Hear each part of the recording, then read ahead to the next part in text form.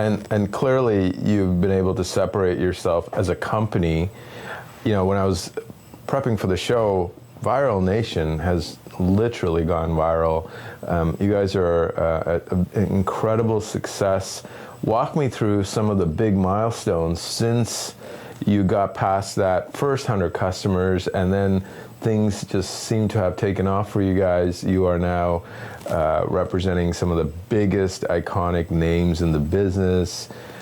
Private equity came knocking. You know, walk us through some of the big milestones in your company's trajectory. Yeah, I'd say that. So there were two or three major inflection points. The first one was, it was about a year to two in, where we decided to flip the business model to go after the other side of the equation. So the beginning of it, we were talent agents. So like your Jerry Maguires, your CAAs, UTAs, WMEs, we were those people for influencers. But we realized that business isn't necessarily entirely scalable unless you're just hiring hundreds and hundreds of humans. So we decided to open the other side of the equation, was the brand direct business, which was we'd be the advertising company behind the brands. So instead of us having to go to the brands, because what was happening early on, Jerome, was we'd go to, Sugarcrisp cereal as an example. Mm-hmm. We'd be going to Sugarcrisp's agency.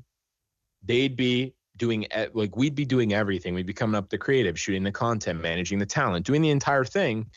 And then they would put agency fees on top of our fees to get something done, where it was highly inefficient. And the timing to get stuff done was terrible. So we just said, eliminate the middleman. We want to go to the source. And that was kind of our thesis, where we decide, okay, we're going to own the brand. And then once we did that, the budgets go from, you're a fifth or a tenth of a campaign to you owning 100% of that budget. And you may not have to use Viral Nation talent, because remember, we don't represent everybody. We don't represent every single creator in the world. It's impossible. So that business is, we are the partner to the brand. Whatever's best for the brand, that's where we deploy. It could be on TikTok, it could be on Instagram, it could be on YouTube, it could be anything.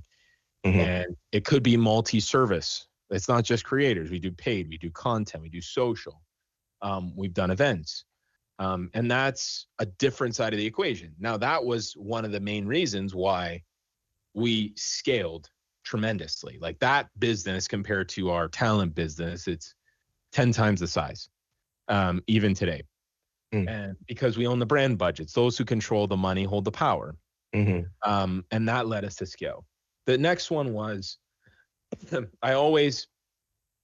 this was more of my passion project with it, which was I had this desire to think about, how does technology affect our ability to scale?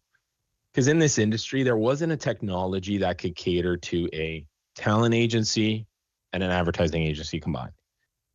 So we went out and we built our own technology to help fuel this entire engine. So it serviced our brand customers. It gave them best-in-class measurement analytics and creator management. And then on the other side, it helped us manage all of our talent. And that was a real inflection point, because it allowed us to scale much faster. And that's why technology is so important. And it was like Deloitte having their own sales force, right? Like that was really the thesis behind it. And then the, call it third piece of this, was COVID. COVID was the time where traditional media couldn't be traditional media anymore. Why? Everything's closed. Nobody's watching TV other than streaming. There's nothing programming that can go on. Nobody's looking at a billboard. Hardly anyone was reading a paper at the time, where everything transitioned way more digital.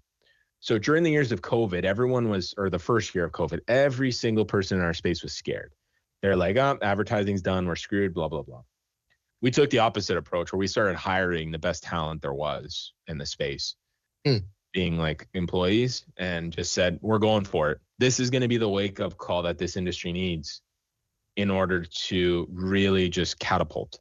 And then since then, the rise of social media has just been astronomical, because where are people consuming content now? Where's this podcast going to be syndicated to? What do we spend, other than being with a human at work or at home, what are we doing? We're on our phones. We're on some sort of social outlet. And guess what Viral Nation is doing? Viral Nation is capturing the attention of that person in some way. So it was the bet. It was a gamble, but we have always been risk takers in the sense of knowing where to place our bets.